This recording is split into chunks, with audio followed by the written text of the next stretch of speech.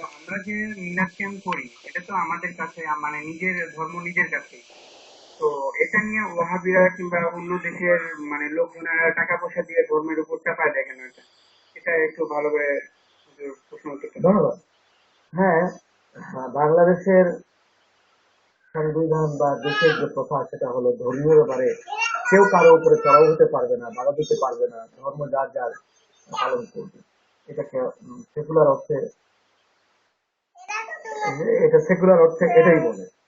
তা এটাই যদি হয়, সরকারের উচিত আমরা যারা মিলাদ ক্যাম্প করবো আমাদেরকে কেউ বাধা দিতে পারবে না, এই আইন গভর্নমেন্টের করা উচিত।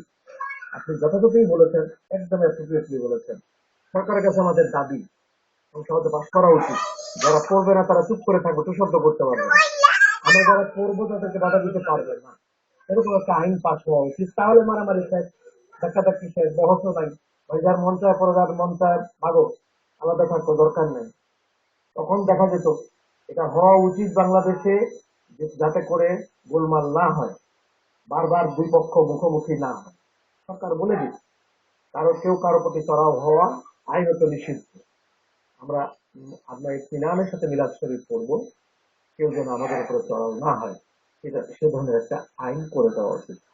আমরা অনুষ্ঠানের শেষ প্রান্তে চলে আসতে চাই।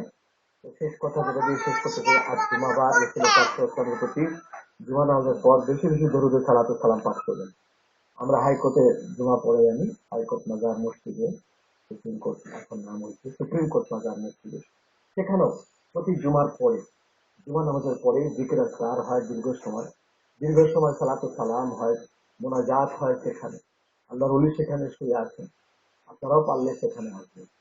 দাওয়াত রইল মিলাদের, দাওয়াত রইল জিকিরে। সেখানে আমরা একত্র হয়ে জিকির আজকার মিলাদ পড়ি। আপনারা আসবেন হাইকোর্ট মাজার মসজিদে। এই আল্লাহর দরবারে আপনাদের সকলের জন্য ফরিয়াদ রেখে, কল্যাণ কামনা করে আজকের জন্য এখানেই শেষ করে দিচ্ছি। আসসালামু আলাইকুম ওয়া রাহমাতুল্লাহি ওয়া বারাকাতুহু।